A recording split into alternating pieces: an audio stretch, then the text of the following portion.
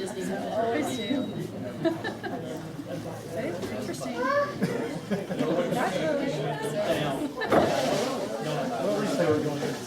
Yeah, yeah.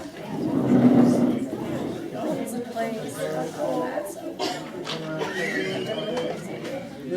Yeah, now we're getting ready for the next one.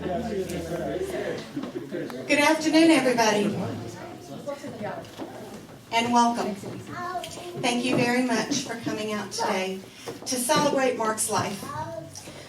Personally, I think he was a fantastic man, but I had a few more years to know him than most of you did. You're biased. Excuse me? And you're biased. And I'm biased. I'm very biased.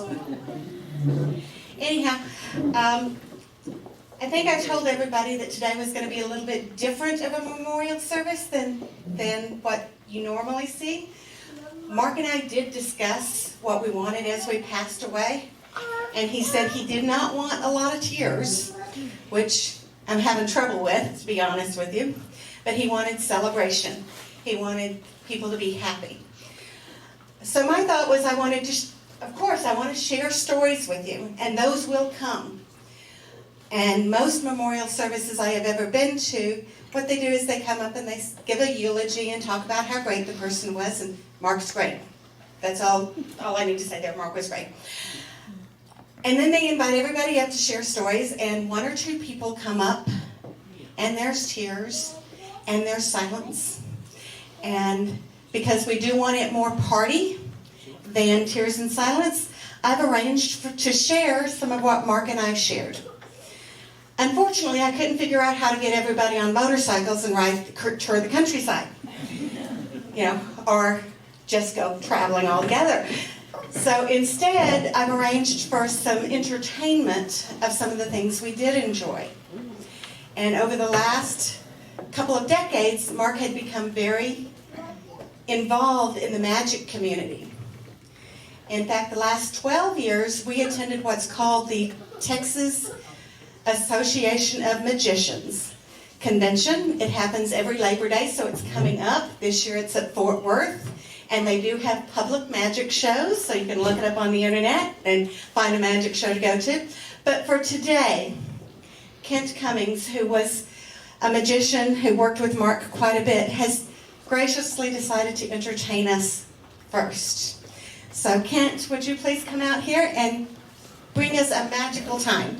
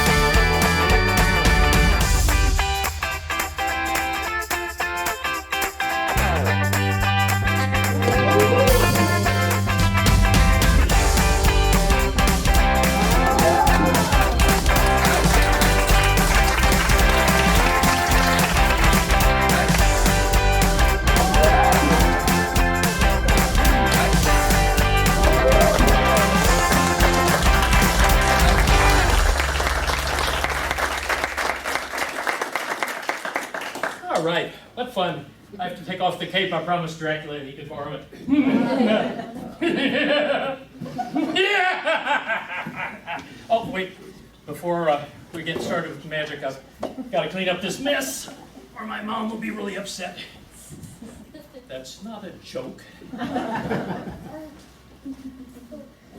Doesn't your mom get upset if you don't clean up your mess? Yeah, exactly. That's what I'm talking about. All right. Did we get it all? Oh, nope, gotta get rid of this. Ah, there's another one. All right. Being here reminds me of one of my favorite stories about the blind men and the elephant. You know, these 6 blind men had heard about what a wondrous beast an elephant was. They'd never seen one, never experienced one in any way. And so they decided that they would make a date on the weekend and they would go see what this elephant was all about. And they got there and they spread out and they went up and each one experienced the elephant. And then when they got back home, they're talking about it. And one of them says, it was amazing, an elephant is like a snake. Because of course, he was the one that touched the tail. Another one said, no, you're crazy. The elephant's like a tree. I could put my arms around what was like a trunk. Because of course, he'd experienced the leg. And another one says, no, the elephant's like a fan. Yeah, the ears. And no, an elephant is sharp and smooth. The tusks. And I have no idea what the guy who experienced the trunk thought. But the point was they were all right. And they were all wrong. Because there's so much more to an elephant than any one of those particular observations. And I feel like that's the way we are here with Mark.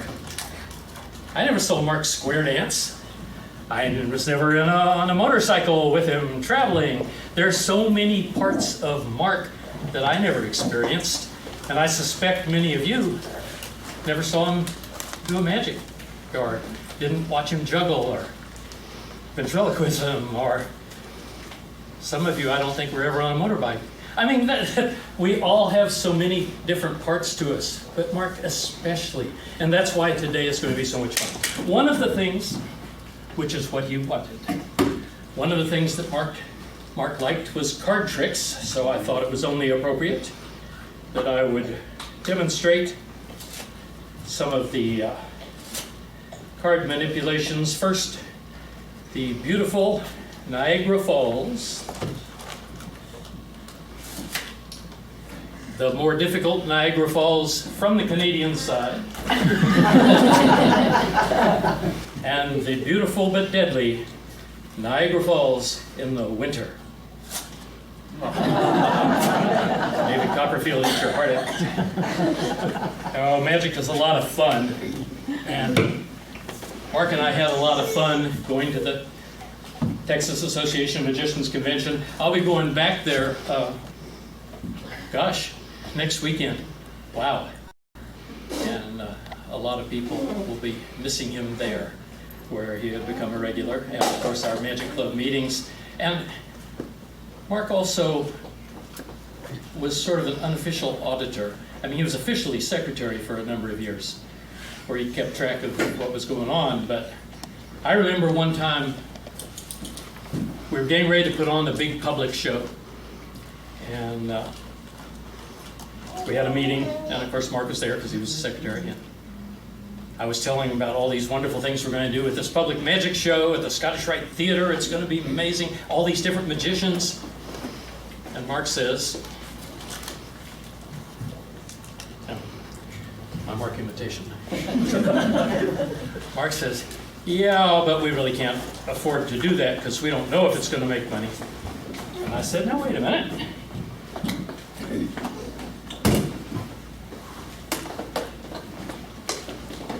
Magic Club isn't broke. This ever happened to you? You have a place where you keep your money and then you look and it's not there anymore? So Mark thinks he's so smart. I said, hey, we're magicians. Abracadabra.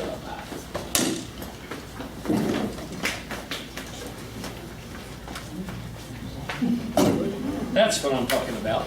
And he says, yeah, we do have money in the bank, I'll admit it, but we can't afford, I mean, what if the show loses money?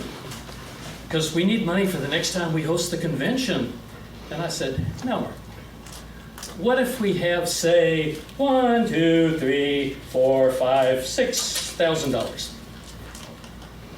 And we have to spend a lot of it. Scottish Rite Theater isn't cheap.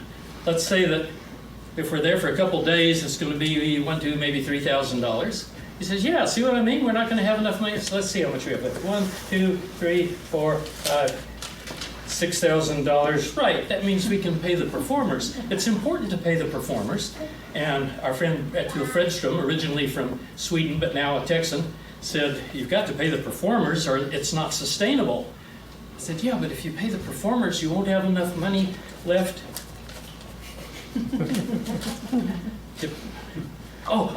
We can't just pay the performers, we have to have a green room. We have to buy some beverages and some pizza and some concessions. But then we won't have enough money left. He says, what if we lose money? I said, okay, we're going to spend money on marketing. Let's say we spent $1, $2, $3,000 on marketing. You see, the thing about marketing is, if you do it right, it's not an expense. It's an investment because it comes back to you all the time. And, okay, Mark says, all right, I get it. Somehow or other you think we can stretch our budget. Says, but you have to remember, we don't have money to burn. Hello. It's probably just as well since we don't have money to burn anyway. Ah! You might have been right. And I said, just remember,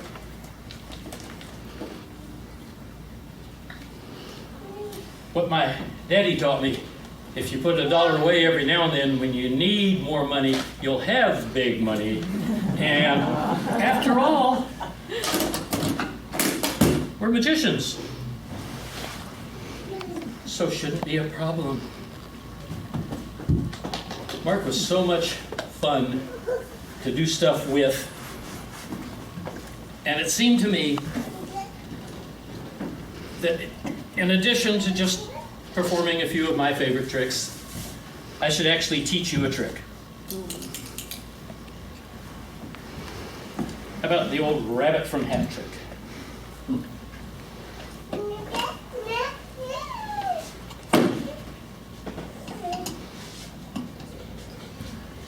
I'll tell you the secret, but you have to promise not to tell. It's the first rule of magicians. You're not allowed to tell the secret. Okay.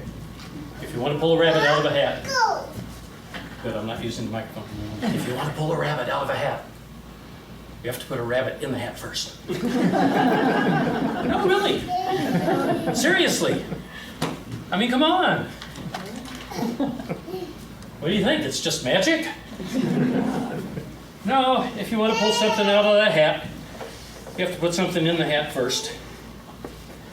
If you want to get something out of your magic club, you have to put something into the magic club, which is what he did as an officer, as well as a performer and participant. If you want to get something out of Heroes Night Out, where we help veterans, and Mark and I shared that as well, you have to put yourself into Heroes Night Out, which he did, strolling around doing magic for the veterans and their families. If you want to get something out of life, basically, it's what you put into it. Debbie says with all of the different things that he did, she knew him primarily as a husband. And I knew him primarily as a magician friend. Each of you knew him in your own way. But the more effort you put into it, the more you get out of it.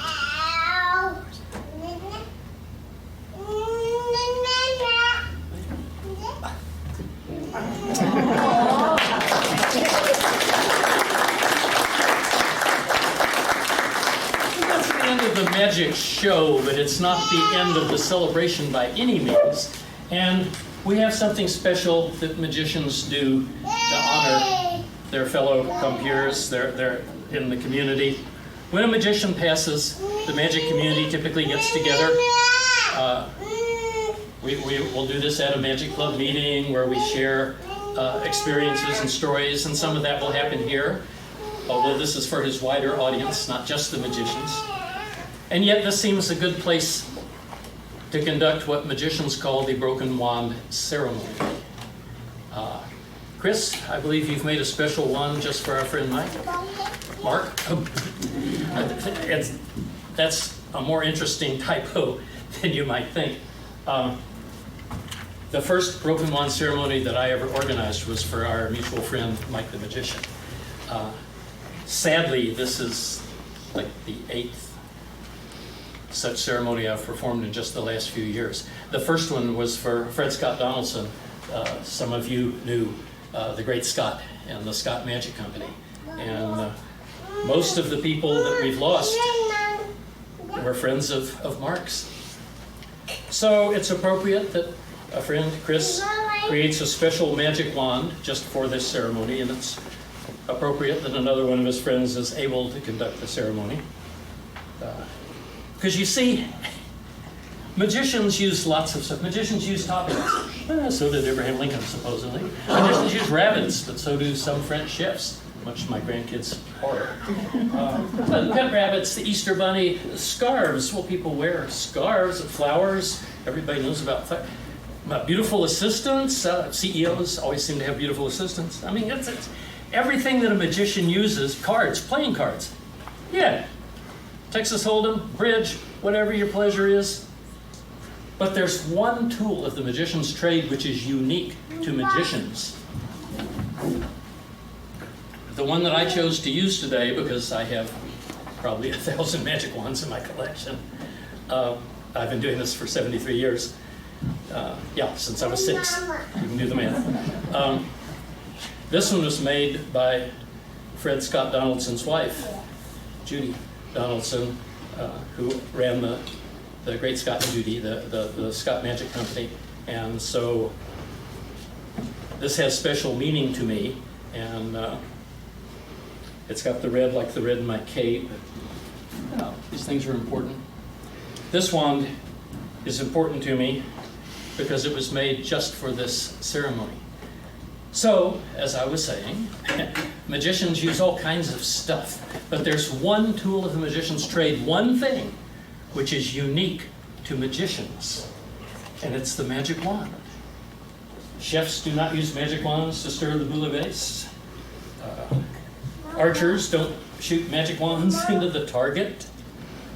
Card players don't have magic wands by the deck. They would get set away if they tried. A magic wand is something peculiar and interesting and amazing, and it's only magicians that have a magic wand.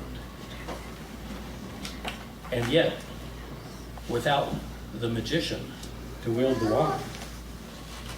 wand is just a stick.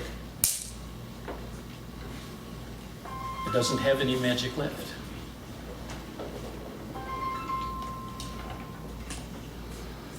And so, as a reminder of Mark's love of magic, because here's the cool thing, even though Mark is gone, his magic lives on in my memory, in your memory, and the many things that he did, not just as a magician, but throughout his life. And so, as magicians, we say goodbye to Mark, but not to the magic that he leaves us. Thank you.